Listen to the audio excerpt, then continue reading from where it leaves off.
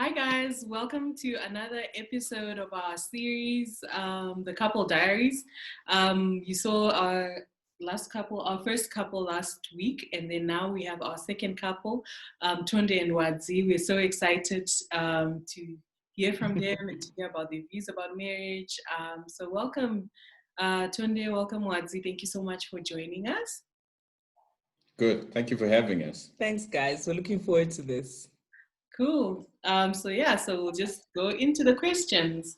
So our first question is, how do you guys manage to merge and to bring together your two different backgrounds and make it one, because now you have to run one household with two different backgrounds. Because I know people underestimate this, but your idea of a family unit and how a family runs is based and deeply rooted on what you grew up with.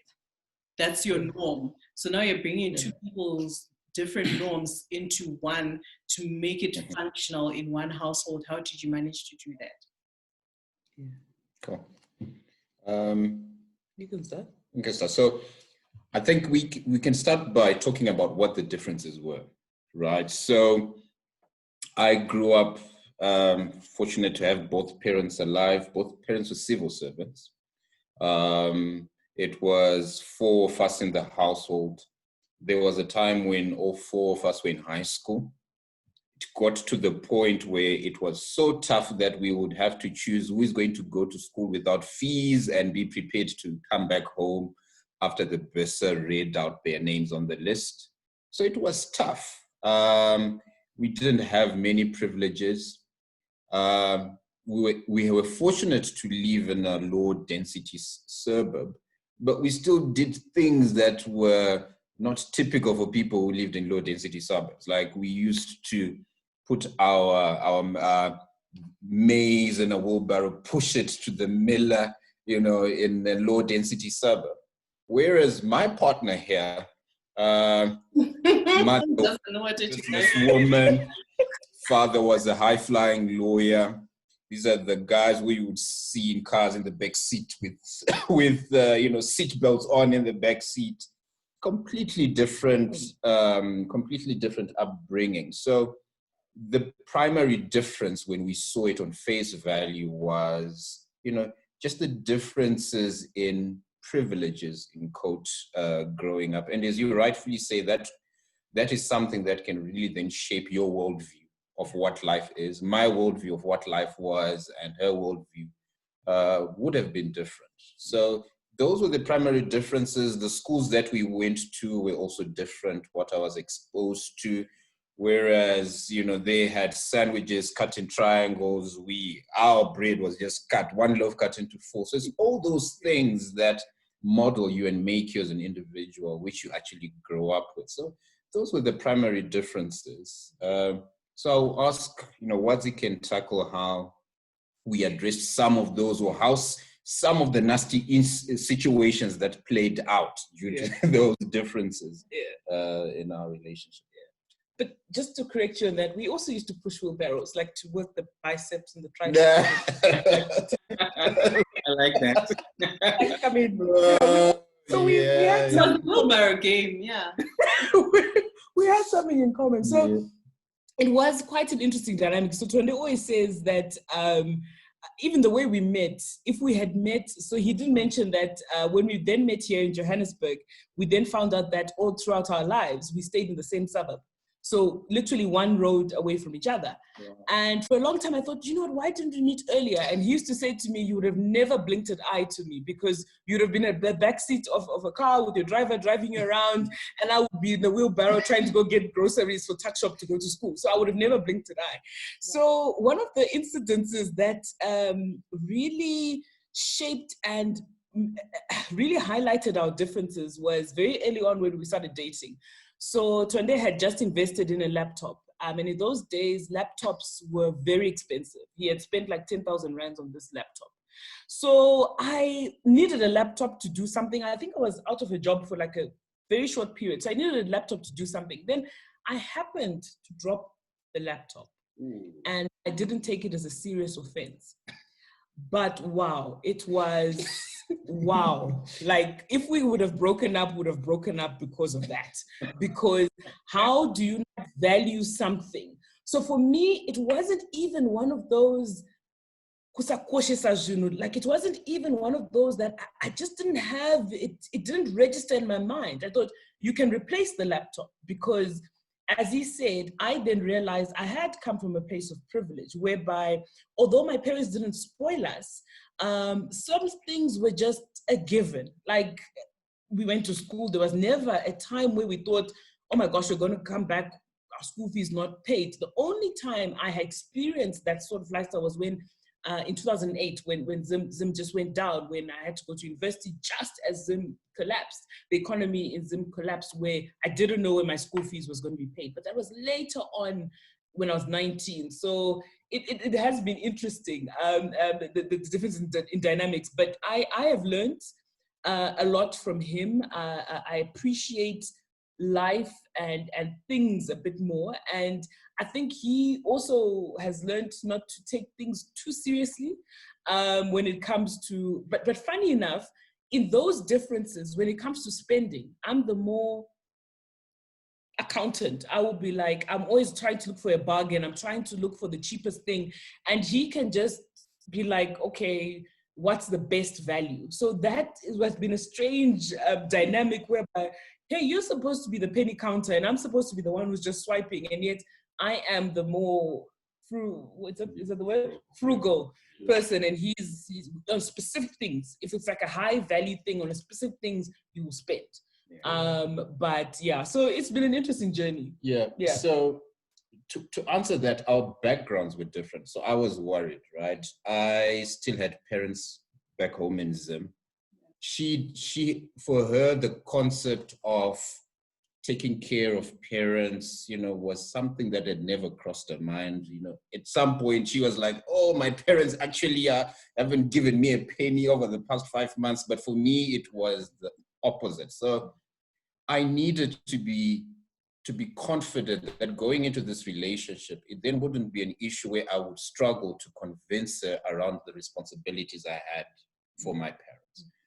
And beyond the surface, where, she would, beyond the accent of, private school kids and all of that, I realized that below the differences in background, we actually shared the same values.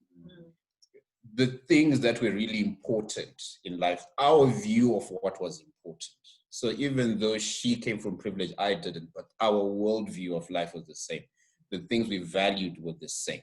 So it was that gave me confidence. And it has also translated into how we've now brought up our kids, right? Because we share the same values, we do not clash in terms of the principles we want to instill in our kids. Because we share same view, the same worldview, when we make decisions, 80% of the time we're in agreement. And this is regardless of the differences in background. So the question is always, should not be, do you have differences in background, but do you have differences in values? Because that is the fundamental question. And that is why, we've made it work. I have my deep rural accent. She has whatever accent, wherever she got it from. But we are on the same lane 80% of the time, and that works. That works. Yeah. So I'll tell you a funny story. So when we met, I had just come from the UK, and yeah. And you think I'd been in the UK for like 10 years. I was there for like 6 months. And so, like you rightfully said, face value, I seemed like somebody who was untouchable. And I say that in so much humility, because face value, I used to say Friday. He still teases me to that. I say Friday. And funny enough, yesterday when we were asking the elders of our kids to mimic us, because we always want to see how do they see us. So I had a Zoom call yesterday, and I was like, can you mimic Daddy? Show us how Daddy acts. And he was like, Daddy's always like, hey guys, you're making noise. Hey guys, you're making noise. And then mimic me. And she was like, because she was hearing me on a Zoom call. She's like, yeah, so like, guys, like, I just prefer LinkedIn to Twitter. And I was like, I don't speak like that. I was like, so it's been so amazing that in those differences in background, he has accepted me fully. Yeah. So I never feel like I need to dumb down and be that Murora who, so he fully accepted me and I fully accepted him for everything. We met at different stages in our lives. I was already working. He had gone back to school. It seemed like a bad move, but I was so attracted to what was inside the container that I didn't care that he was driving a 2 Series. And by 2 Series, I mean his 2 feet. But it's just been an amazing journey since the time that we met. It's been such an amazing journey. And also we met literally, and we dated after literally six months of meeting each other. So it was just like, head in first. And yeah. So our main point is, the important thing is value. Yeah. Backgrounds will always differ. Even in the same house, you can have different backgrounds within the same family. Someone might go to a different school, and when your parents are at a different stage in life and they can afford certain things, another kid might be exposed to something. So it's really, backgrounds will always change, will always be different, but it's the values that are important. Yeah. No, that's good. So the next question is somewhat controversial, and it's a statement that people make, and it's sort of what has become the label for marriages. And the question is, what is your opinion on the statement, marriage is hard? Yeah. So, look, if I look at the word hard, and I think about the connotations that come with that word. If it is marriage is hard and the connotation of hard is effort, then I agree. And if I were to replace hard with effort and make it marriage is effort, I completely agree. It is effort, and a lot of effort. And that starts from, and it's not even from the point, if that effort starts when you get married, then something has probably gone wrong during the dating. When just any relationship is effort. From the time you start dating, it's effort. But the realities are much more magnified when you are now married, because when you're dating, there's still an option of escaping, and there's certain things that you still conceal to yourself, but all those things are laid bare. One of the things that I found that I needed to put effort is attributes about yourself that have formed over years, that you are unaware of. And then your partner, those things are revealed. You now have a mirror every day that reveals those aspects to you, which you consider to be part of yourself. And now starting the effort of having to address those issues. I don't talk a lot. I have a minimum number of words. I've got, I don't know, maybe 554 a day. 5. I tend to talk about things after they've happened. So I was always a reserved guy. And then my wife is the complete opposite. She tells me stuff before she even thinks about the stuff. I know, everything as it happens, she communicates, and I'm a bad communicator. And it's something that has been, something that is built over the years. So effort in changing that, effort in accepting that it's an issue, right? Effort in addressing those things, effort in, swallowing that critique, and adapting. And marriage is also not in isolation, right? It starts off as the two of you, but that marriage now suddenly is the two of you plus a kid, the two of you plus 2 kids, the two of you plus 3 kids. So it's a relationship that is always evolving. The context around the union is always evolving. And if hard is effort, every day is effort. Yeah. That's what I'll say. We'll just take 2-second break and then we'll be right back. Okay, cool. So I think for me, marriage is hard when you enter in trying to change somebody. The moment you enter into marriage, you accept 50 plus 1%, and the rest of the 40, you've agreed that you are okay with the 51% that you've seen before marriage, and you accept the 49%, and you're not about to change it. So I had to learn that very quickly on. So for instance, Tonde mentioned the differences. I think our differences are more in personality than they are actually in background. So for instance, the very first thing that I had to realize was Tonde is not public display of affection.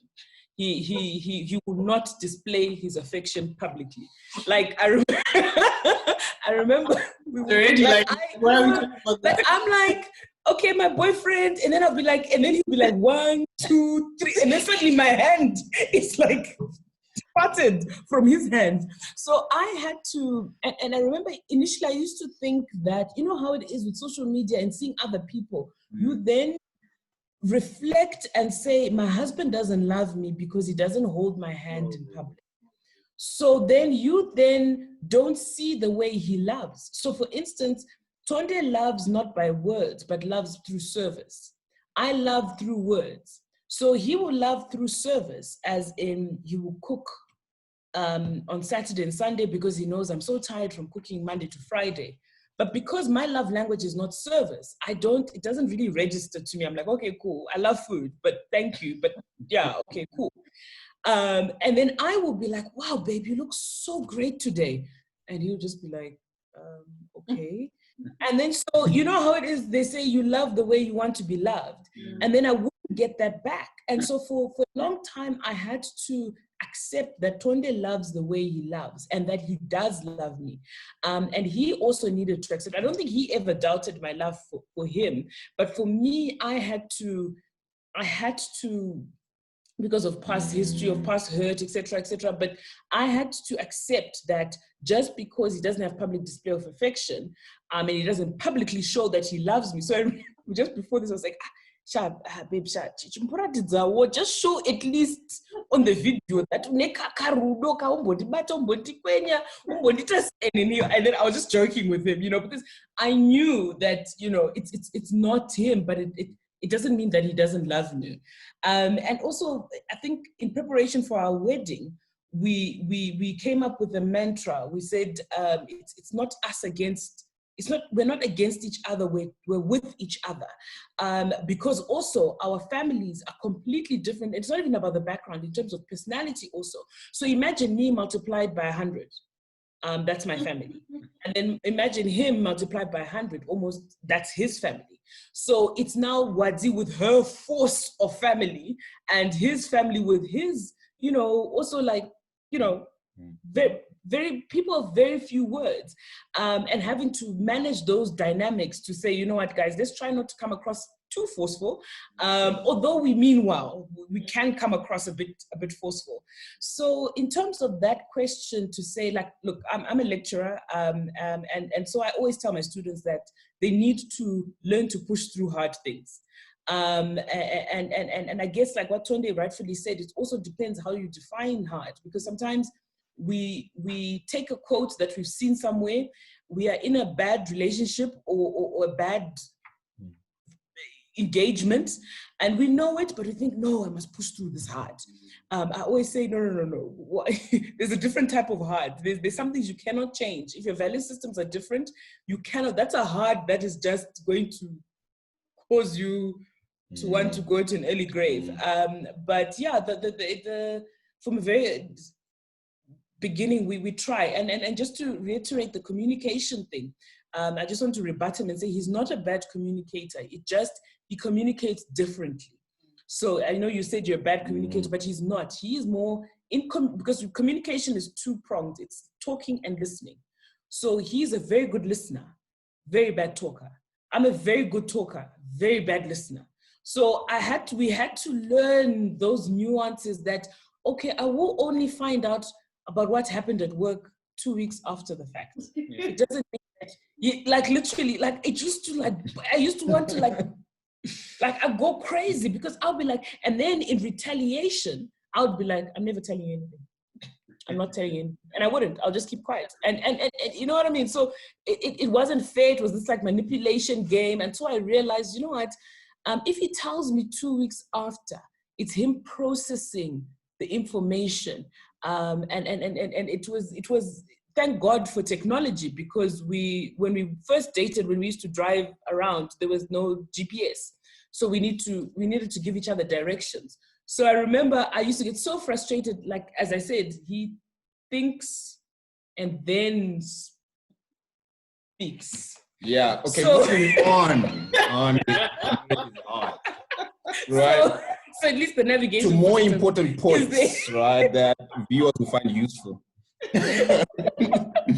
Look, Yeah. so decisions are hard.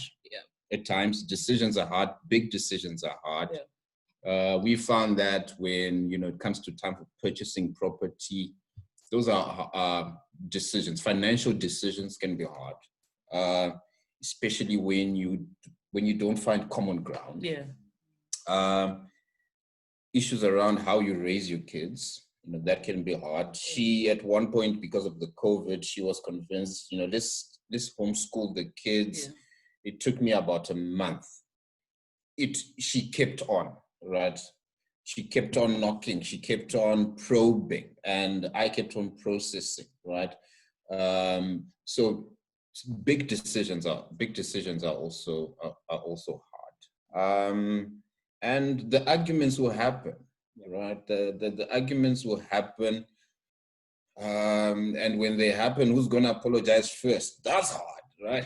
That's effort. You're like, this time I'm not the one. I'm not.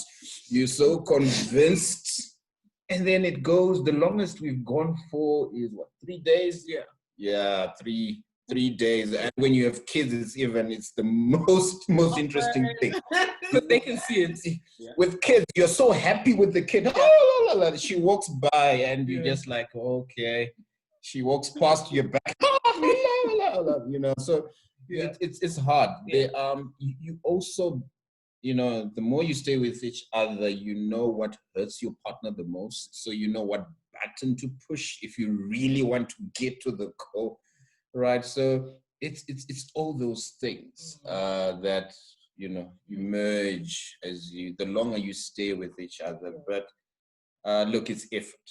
It's effort for that relationship to keep growing. It's effort. Learning yourself, learning your partner, and always adapting to your environment. Yeah. Back to the GPS. Thank God for technology, because now we have to wait for him to think and then speak, and then we've missed the turnoff. But yeah. Yeah. That was hard. That was very hard. Very hard. Yeah. Okay, we'll go on to the next question. Why would you guys recommend marriage? I think, for me, before I met Tonde, I had cancelled ever getting married because of my experiences. And I just thought, marriage wasn't for me. People did not know how to absorb me. I had just not met the right people who were able to absorb all of me and allow me to be me. So I had cancelled marriage completely. But what I found is when I found Tonde, or he found me, or I don't know, God aligned us more. I think that's much better. I found that life became so much easier. I know we just talked about hardness, but it just became so much easier because simple things like when we started dating, I was a very independent person. Like I would buy DIY tables, I had the screwdriver, I would put the screwdriver, I would carry a TV. And this was back in the days when the TVs had backsides, carry the TV up 3 flights of stairs to get, I used to stay like in an attic in a flat, I would carry it. And then Tonde came in and all of a sudden he would say, please don't go and change the Forex by yourself. And I'm like, but I was changing Forex by myself all along.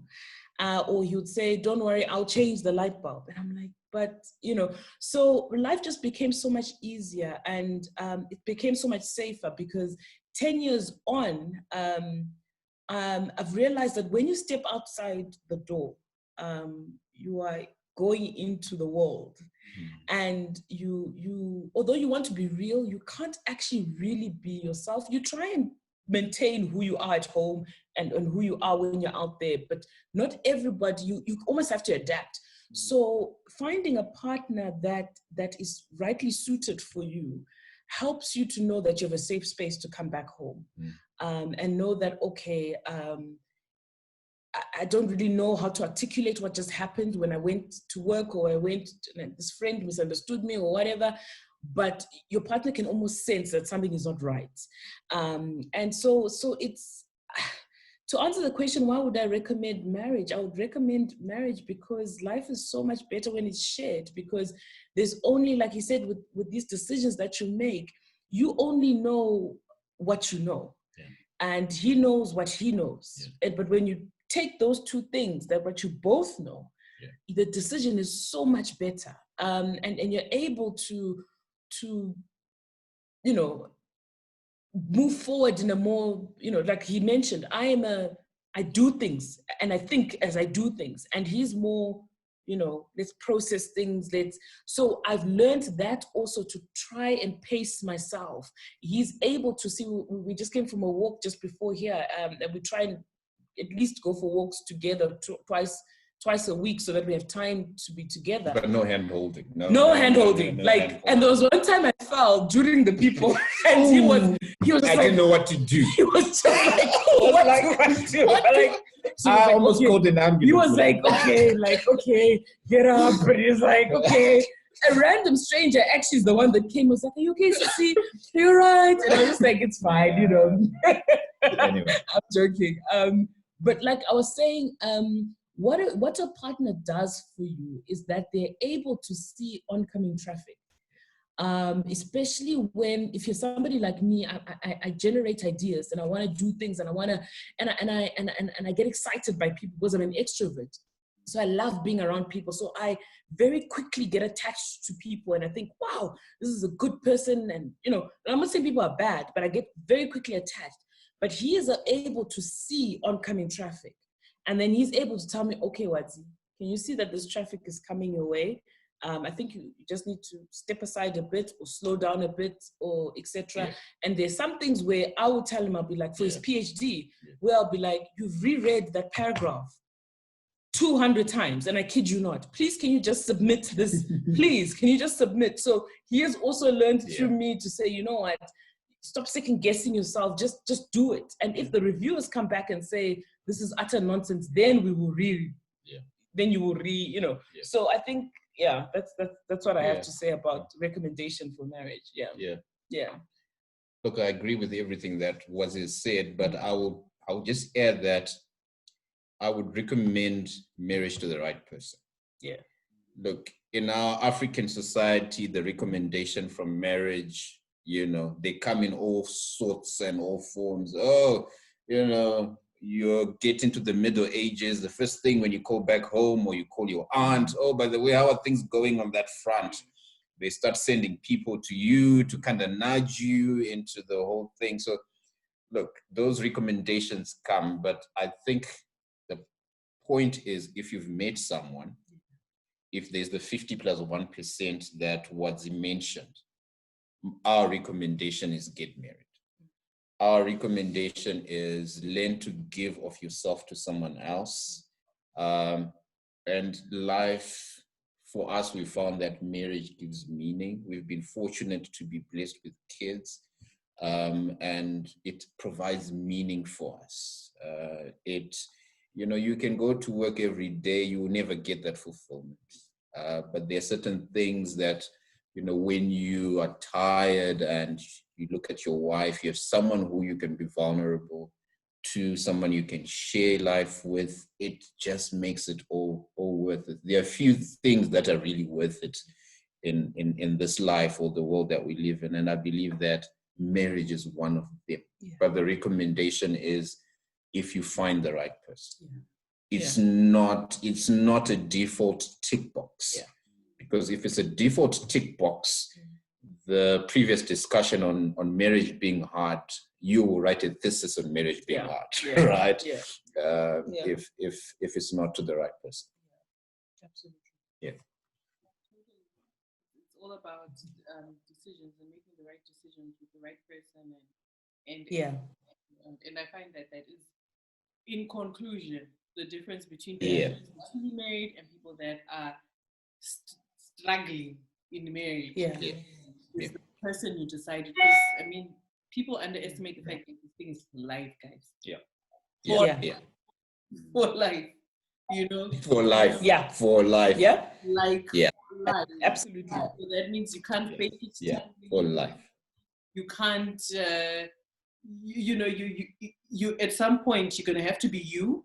You know, you're gonna have to do you, and you know, you better make sure that whoever you decide to be with knows who you are and can accept you doing you. Yeah. And if you're stressing the point that it's a decision for life, the process can't be a rushed one. Yeah. You have to take your time. You have to make sure that this is the person. This is the 50% plus 1, 51. That you are willing to then lend the other 49%. I don't like rushing things, because then some people will be engaged for 10 years.